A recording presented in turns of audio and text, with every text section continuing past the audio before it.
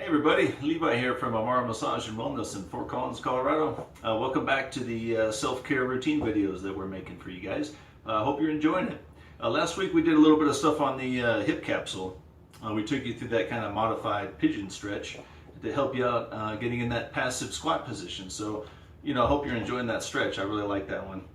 Today I thought we'd kind of continue it, but we'd go a little bit further down the leg.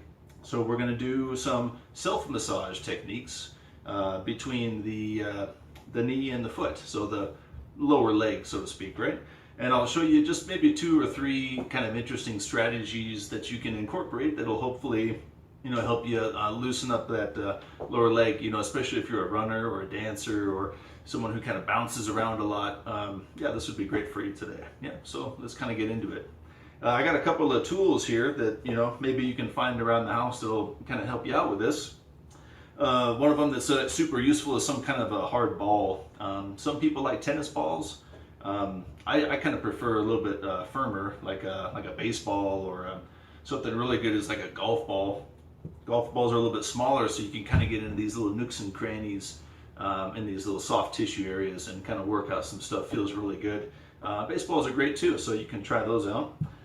Some kind of pipe, like a PVC pipe. This one's quite thick. It's very, very strong. I think it's like a 2-inch, 2.5-inch pipe, something like that. You can stand on these things. I mean, they're built very sturdy. Great for rolling around on. Kind of like a foam roller, but like the micro version. Yeah. Same thing with like a dowel rod. If you got like a dowel or something like that, some cool stuff you can do with that. And then like a big foam roller, like a 6-inch.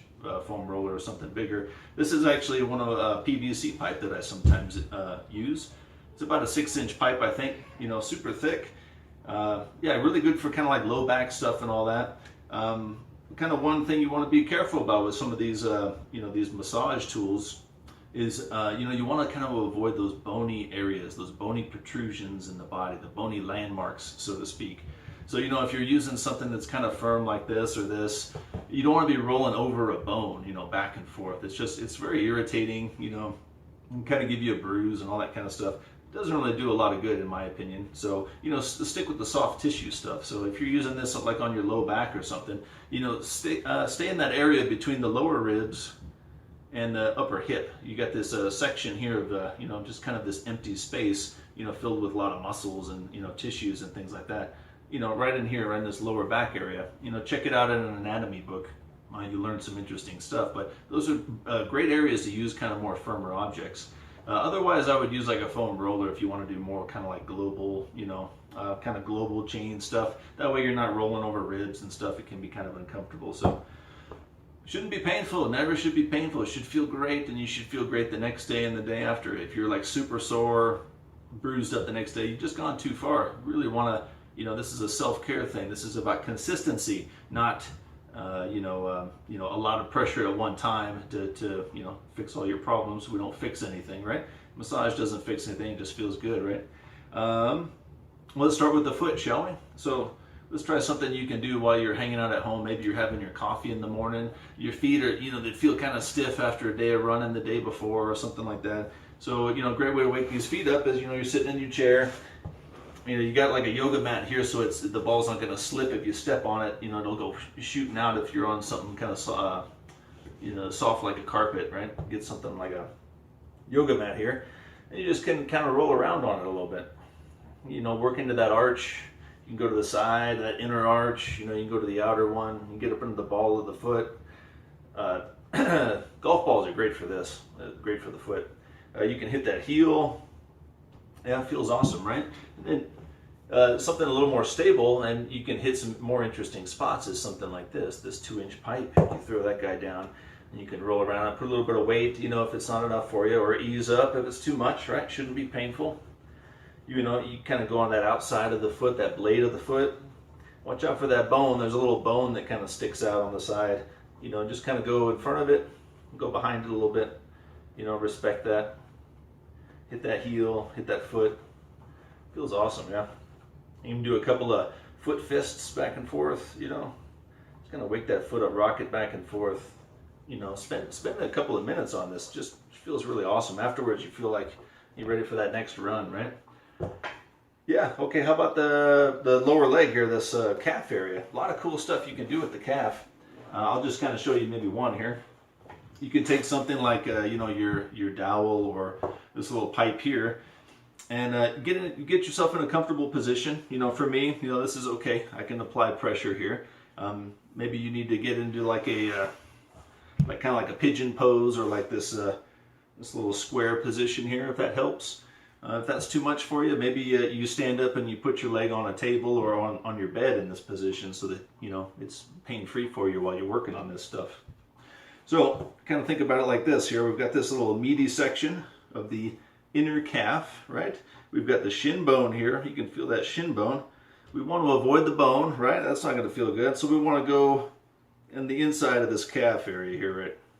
We've got this nice little meaty area here. So you'll take your dowel or your, you know, pipe or whatever you got, whatever is convenient for you, and you just kind of put a little bit of weight on that guy. May not feel like that much in the beginning, yeah? Just gonna kind of hang out. And then you can work down, go down a couple more inches, press into that muscle. I'm going kind of fast here. You want to take your time, yeah? Roll down, roll down. And down here starts getting a little bony, so, you know, I'm going to lighten up a little bit, and I'm going to kind of stop right there. You don't want to hit that ankle, just doesn't feel good, right? Let's go over it again. This time we're going to add a little more intensity to it, and not pressure. I'm going to keep the pressure about the same, but what I'm going to do with my foot is I'm going to move my foot up and down. Hopefully you guys can see that on the camera. Foot's going back and forth. That's a little more intense now because you're asking that muscle to move while you're putting pressure on it. So that muscle gets to experience, you know, this kind of movement and pressure that it never gets to experience. So it's kind of, you know, wondering what the heck's going on right now. Feels pretty darn good. Roll down a couple inches. You're going to find some spots that are like, holy guacamole, right? Feels pretty good. Shouldn't be painful though. I can breathe, I can talk. I'm not wincing, no big deal. Move down a little bit. This starts feeling pretty darn good right in about the middle, yeah?